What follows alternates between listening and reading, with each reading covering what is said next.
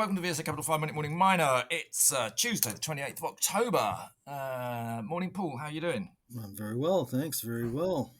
Goody. Right, quite a lot of little snippets and things to whiz through today, so let's rattle through pretty fast, shall we? Why don't you start on a few TSX ones, and then maybe I think it was about 4 RNSs today from rare earth companies in the UK, so I might just whiz through those as well. But you start on the TSX ones we want to talk about. Yeah, we got VSA client Myriad Uranium TSX listed Explorer for uranium Copper Mountain property in Wyoming.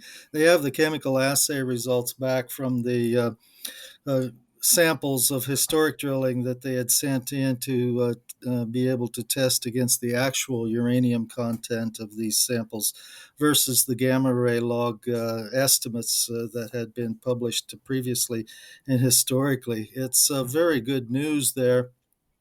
Overall increase in actual content of uranium in these samples is about 20% better than predicted by the gamma ray logs, and it does otherwise split out too with even better the higher the grade of the gamma ray interval had been. So at a 500 ppm cutoff, they found 5 entirely new intervals of mineralization. At 200 ppm cutoff, 20 entirely new intervals. And the 12 intervals which had been extended from those that were already identified. So with this information, a lot of those intervals are below existing resource models or conceptual pit shells as well at Copper Mountain. So very promising here to know that the overall uranium endowment on this district of which Myriad is a big part, is actually greater than what previous estimates had been. They also gave a short statement to say that Rush Rare Metals merger is not yet completed, but there is some final I's to dot and T's to cross in order to get those documents signed. Okay, that was quite a long, quick update, if you see what I mean. But also just worth mentioning, Yellowcake had Q3, they call it operating update. They don't actually operate, they just hoard uranium, which really ought to be used in my view, but there you go. It's effectively an ETF. Yes, that's right. The relative. Go on, you butted Yes, in, that's but go right. for it, Paul. Subject to the fundraising that they did, 175 million in U.S. in gross proceeds, they chose to buy another 1.3 million pounds of U3O8 at a price of just over $75 a U.S. a pound from Kazatomprom per their right. So with that the completion and delivery, they'll hold 23 million pounds of uranium. And as of the end of the quarter, the increase of their inventory value was by 4.5% to $1.7 billion. Okay, I'll tell you what, let me just run through some 4 RNSs we had this morning on rare earths, and I'm just going to do it really quickly. First of all, we had Harena Resources. It's changed its name to Harena Rare Earths. I keep saying maybe we should change the name of VSA to VSA Rare Earths. Rare Earths obviously are rocking and rolling at the moment because the US wants them big time. Changing your name, of course, doesn't actually change the value of your business, but you can see why they've done it. We also had Mkango stating that they are unaffected, and I think this is correct actually, by the Malawi executive order, which is basically a prohibition of the export of raw materials in order to get it promoted more in locally developed and processed, etc. So I think that's absolutely correct, but obviously it may cause people a little bit of caution. We had Altona Rare Earths. They've announced lots of new discoveries. Hardly a surprise there.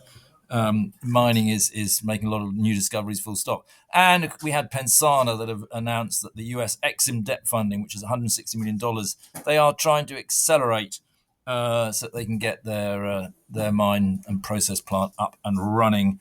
The only problem is the US Exim Bank does take an awful lot of time. But obviously at the moment, rare earths are rocking and rolling.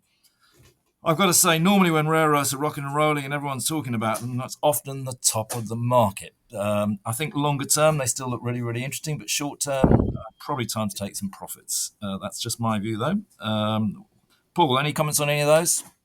No, I would say those are pretty succinct as you stated them there. And look, people do take profits. We're seeing it in gold. Gold, I mean, don't. This hasn't changed my view on gold at all. It's quite normal. Things don't go up in a straight line. The fact that it's just consolidating at this level at the moment of sort of 39 or something, just below the 4,000 level, should not be a surprise at all. I still stick to the fact that I think it will go to $5,000 in 12 to 18 months' time. And likewise, just been having a chat with somebody about tin, which is also running up nicely at the moment, trading at about 36,500, and I still think that will go to 50,000, and it's one of the top commodities that I'd be investing in at the moment. Paul, any more news you want to talk about this morning?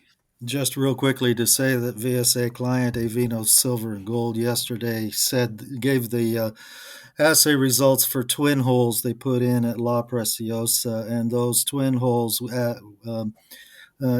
achieved or exceeded the expectations for what should be the widths and grades on three different veins, which the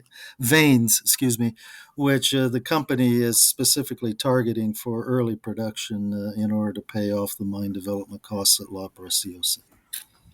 Yeah, just for correctness, Avino is not actually a VSA client. It's one that I visited in August along with three other mines, Guanajuato Silver, Luca Mining, and Sierra Madre out in Mexico. Obviously, we did quite a good video blog. I think it's had over 300,000 viewers of it. La Preciosa is a new mine area, about 19 kilometers as the crow flies from its main mine. It's actually very exciting, and I think it could be a huge, huge discovery for the group. But it's not actually technically a client, just so that people are aware. At the moment, you never know. They may turn around and ring us up and say, actually, we want to appoint you VSA. You're so good. Fingers crossed, maybe they will. All right, Paul, thanks for that. We'll speak again tomorrow. Very good. Thank you. This podcast has been produced and edited by VSA Capital. It is intended for information purposes and not as investment advice. The information is intended for recipients who understand the risks associated with equity investments in smaller companies. Please do your own research and do not rely on a single source when making an investment decision. VSA Capital may derive fees from this content and seeks to do business with the companies mentioned.